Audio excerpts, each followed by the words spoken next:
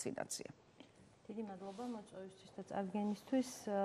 ვაქცინები მართლაც ახალს არაფერს არ ვიტყვი და სამედიცინო და ბიოლოგიური სფეროს ყველაზე მთავარი მონაპოვარია და უამრავი მილიონობით ადამიანის სიცოცხლე აქვს გადარჩენილი. COVID-მა დააზარალა მსოფლიოს მოსახლეობა არა მარტო პირდაპირ ზემოქმედებით, იმითაც რომ ბევრი სხვა დაავადების გავრცელების რისკი შექმნა. მთელ რიგ სფეროებში ვაქცინასაც დაუბრუნდები, მაგრამ შესავალი ვიტყვი, რომ ჩავარდა მაგალითად კიბოს სკრინინგის პროგრამები, ბევრი სფეროს მიმართულებით. პირველად ბოლო 10 წლებში ტუბერკულოზის სიკვდილობა გაიზარდა COVID-ის დროს და ასე შემდეგ. იმიტომ რომ ადამიანები ეშინოდათ. დიახ, გადართულები იყვნენ COVID-ზე და როდესაც ისედაც სიმპტომები აქვთ, მთავარია COVID-ი არ იყოს და დანარჩენს უკვე აღარ აქცევენ ყურადღებას.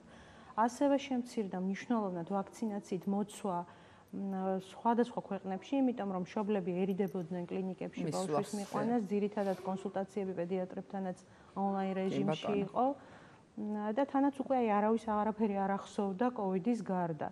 ეს სერიოზულ საფრთხეს ქმნის იმ ხრივ, რომ COVID-ი ასეა თუ ისეა, როგორც ყველა პანდემია ესეც დასრულდება და ჩვენ საფრთხის წინაშე დავდგებით ჩვენი ისტორიული დაავადებების. დიახ, ახალი პანდემიები და მეორე მხრივ აი იმ ისტორიული დაავადებების, რომლებიც მუდამ არის დედამიწაზე. მაგალითად ახლა ფრთხილობენ რომ არ იყოს პოლიომიელიტის აფეთქება, იმიტომ რომ შემცირდა ვაქცინაცია. წითელა ისედაც პრობლემური იყო პერიოდულად და ეხლა ისევ დადგა დღის წესრიგში რომ ვაქცინაციის მოცვის შემცირებასთან დაკავშირებით არ აფეთქდეს. ამიტომ ეს საკითხები ძალიან სერიოზულ ყურადღებას საჭიროებს. ძალიან კარგია რომ ჩვენც დღეს ამაზე ვამახვილებთ ყურადღებას და მშობლებს უნდა შევახსენოთ რომ თუ კი ბავშვები დარჩნენ აუცრელები გეგმიური ვაქცინაციის კუთხით ჩავარდნა აქვთ დაუყოვნებლივ გამოასწორონ ეს შეცდომა და მიმართონ პედიატრიულ დაწესებულებებს.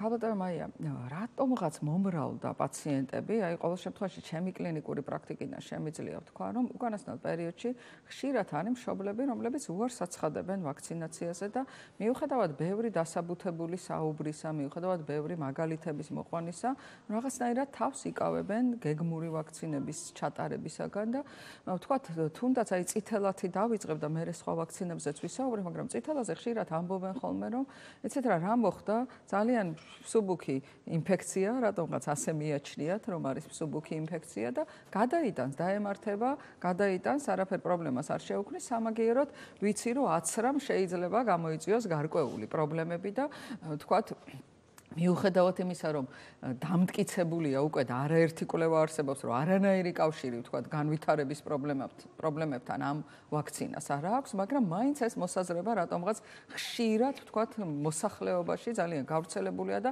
ხშირად ხდება მიზეზი იმისა, რომ 10 რა არ ჩატარდეს. დიახ, ძალიან სამწუხაროა, როდესაც მშობელი აყოლილია მითებს და ვაქცინაზე უარს ამბობს. მეც ახლა როგორც ინფექციონისტი ყოველდღე უყურებ ამის გამანადგურებელ შედეგებს.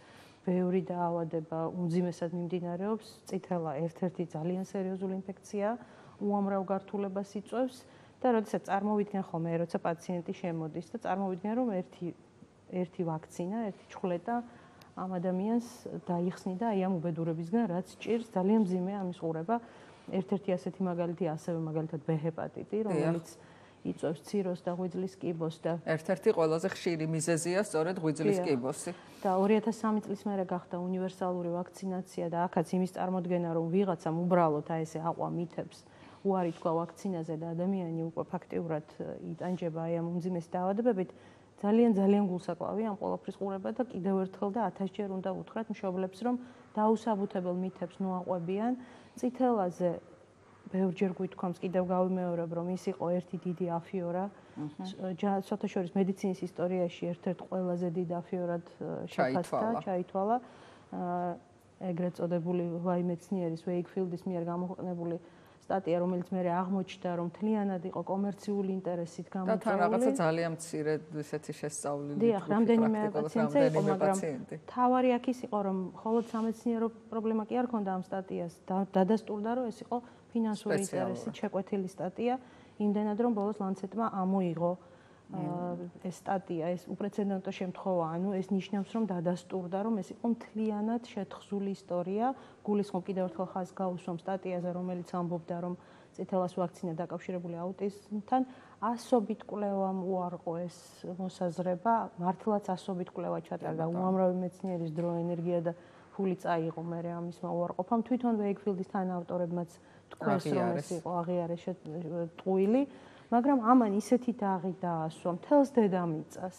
უამრავმა მშობელმა უარი თქვა და ჩვენ ნახეთ მერე წითელას გამანადგურებელი შედეგები მართლაც ევროპაში და ქვეყანაში. სამწუხაროდ სიკვდილის შემთხვევებიც იყო, მართალია არ იყო ძალიან მაღალი, მაგრამ მაინც და თან ალბათ წითელაზე უნდა ვთქვათ, რომ მას ახასიათებს ესეთი მძიმე გართულებები, რომელიც ძალიან იშვიათია საბედნიეროდ, მაგრამ შესაძლებელია იყოს 10-15 წლის მერე და 20 წლის მერე გამოვლენილი, რომელსაც სამწუხაროდ ჩვენ ვეღარაფერს ვეღარ ვაკეთებ და რომლის მკურნალობა დღესდღეობით არ არსებობს და პრაქტიკულად გარანტირებულად სამწუხაროდ ესეთი ცუდი შედეგი მთავრდება.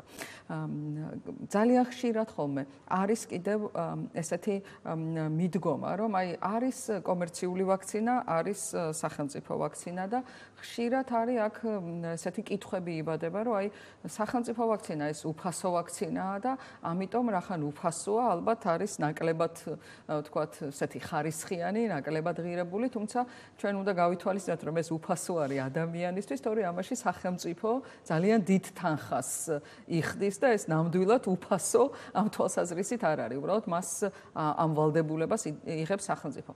ამ თვალსაზრისით რა შეიძლება რომ უთხრათ ჩვენს დიდი მადლობა რომ ამ საკითხს შეეხეთ, იმიტომ რომ ძალიან მაწუხებს ეს თემა მე პირადად სახელმწიფო ვაქცინები ეგრეთ წოდებული არის ფაქტიურად იგივე, უბრალოდ გამოდის რომ ჩვენ არაკეთილსინდისიერად ადამიანებს ფაქტიურად გამოდის რომ ვატყუებთ, რომ აიცრან ფასიანი ვაქცინით. ზოგადად ვაქცინა იგივეა ხშირ შემთხვევაში. დიდი ხანია უკვე 10 წლეულებია, რაც განსხვავება აღარ არის. ადრე იყო, რომ ვთქვათ, აზიური ქვეყნების ვაქცინები იყო სახელმწიფო შესყიდვებით და თუმცა ისიც იყო ჯარმოს პრექვალიფიცირებული, რა თქმა უნდა. ყოველთვის, მაგრამ მინიმუმ რაღაც ვთქვათ, სხვადასხვა კომპანიის წარმოებული იყო. ეხა ეგ განსხვავებაც აღარ არის და არადა ჩვენთან ეხა ყველა საზოგადოებაში ასეა და საქართველოში განსაკუთრებით ოჯახისთვის ბავშვი ისეთი ფენომენია, რომ ყველაფერს გადადებს და უნდა რომ მისი შვილისთვის საუკეთესო გააკეთოს. ზოგს ამის შესაძლებლობა არ აქვს, ძალიან ძვირია ეს კომერციული ვაქცინები და ფაქტურად მშობელს გულით კივა ძალიან ან უაზრო ხარჯებს გაიღებს და ბევრჯერ მithქვამს და კიდე გავიმეორებ, რომ ეს არის აბსოლუტურად გაუმართლებელი ხარჯი და ყველა ის ვაქცინა, რომელიც არსებობს სახელმწიფო პროგრამის ფარგლებში, ჩვეულებრივ უნდა ავცრათ პოლიკლინიკებში სახელმწიფო პროგრამის ფარგლებში. ხშირად არის ხოლმე რომ ამბობენ რომ აი კომერციულსაც რომ აიცრენ ბავშვები, იქ თითქოს გვერდითი მოვლენები არ ქონდათ და ისე როდესაც ავცერით ქონდათ, ამიტომ ვაქცინა ერთი და იგივეა, უბრალოდ კომერციული ვაქცინით იცრება მინიმალური პოპულაცია, ვთქვათ დაახლოებით 5000-მდე საქართველოში, მაშინ როდესაც 45000 მაინც იცრება სახელმწიფო ვაქცინი და ამიტომ ეს ორი ციფრი საერთოდ შეუდარებელია და რა თქმა უნდა, ვთქვათ იგივე რაღაც გვერდითი მოვლენები შეიძლება იმ 45000-ში მეტი იყოს ვიდრე რა თქმა უნდა 5000 პოპულაციაში. კიდევ ერთი რაც ძალიან ხშირი არის ხოლმე, როდესაც თქვათ გაკეთდა პირველი ვაქცინა, პირველ ვაქცინაზე ქონდა რაღაც პატარა გვერდითი რეაქცია, თქვათ მაღალი ცხელება და დედა მერე თulis რომ ეს იყო სერიოზული რეაქცია ამ ვაქცინის და თulis რომ აღარ უნდა ჩაუტარდეს ვაქცინაცია. აი ამ შემთხვევაში იქნებ უთხრათ რა შესაძლებელია რომ გვერდითი რეაქცია რომელიც არ ითვლება რაღაც მძიმე გართულება და რა შემთხვევაში ვამბობ ჩვენ რომ აი რეალურად ვაქცინაზე მართლაც თქვათ რაღაცა საშიში გართულება განგვევითარდა და რამდენად არსებობს საერთოდ ამისი რისკი გართულებების. ეს ასევე ერთი პრობლემური საკითხია დაწყებული და შეწყვეტილი ვაქცინაცია, რომელიც ფაქტიურად წყალში ჩაყრილია ის პირველი დოზებიც, ასეთი ბევრი ბავშვია და ასეთ მშობლებსაც თქვათ ურჩევდით რომ მიმართოს პედიატრს და ეს სერია ვაქცინაციის ისევ განაახლოს. გვერდითი მოვლენები, რა თქმა უნდა, არსებობს. ძირითადად ეს არის ტემპერატურული რეაქცია, ჭირვეულობა. ეს ჩვეულებრივი მოვლენა აუცილებლად გაივლის. რეალურად ნამდვილად რთული გვერდითი მოვლენები არის უკიდურესად იშვიათი, მილიონებში ერთი, მაგრამ საერთოდ აქ სასწორზე მეორე მხარეს დგას ის დაავადებები, რომლებსაც ძალიან მაღალი სიკვდილობა აქვს და ამაზე ლაპარაკიც არ შეიძლება და ეს შედარებაც არ შეიძლება რისკებსა და სარგებელზე, როდესაც ვლაპარაკობთ.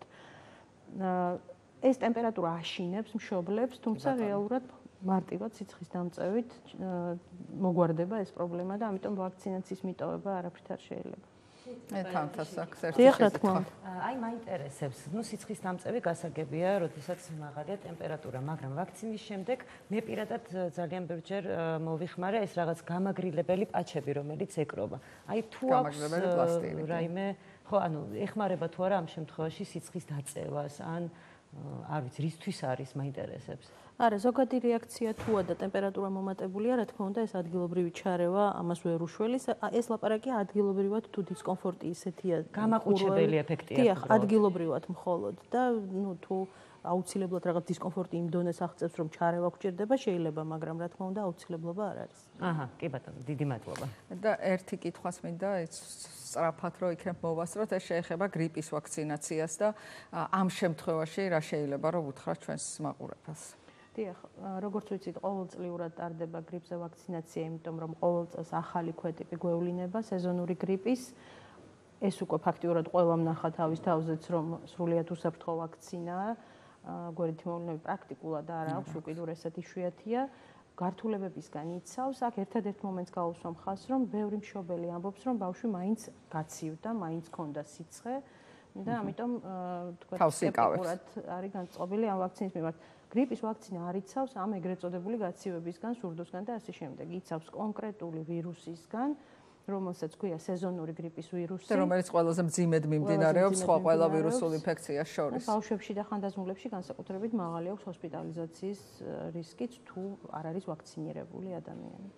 და კიდევ ერთი პრობლემატური საკითხი, რომელიც არის, ეს არის პაპილომავირუსის საწინააღმდეგო ვაქცინა. სამწუხაროდ ვეღარ ვასწრებ ჩვენ ამაზე საუბარს და მე უფლებას ვიტოვებ, რომ პაპილომავირუსზე თქვენ კიდევ ერთხელ დაგპატიჟოთ სტუდიაში. ძალიან დიდი მადლობა ქალბატონო მაია და გახსოვდეთ, რომ ვაქცინაცია ეს არის ჩვენი ბავშვის დაცვის ერთადერთი გზა.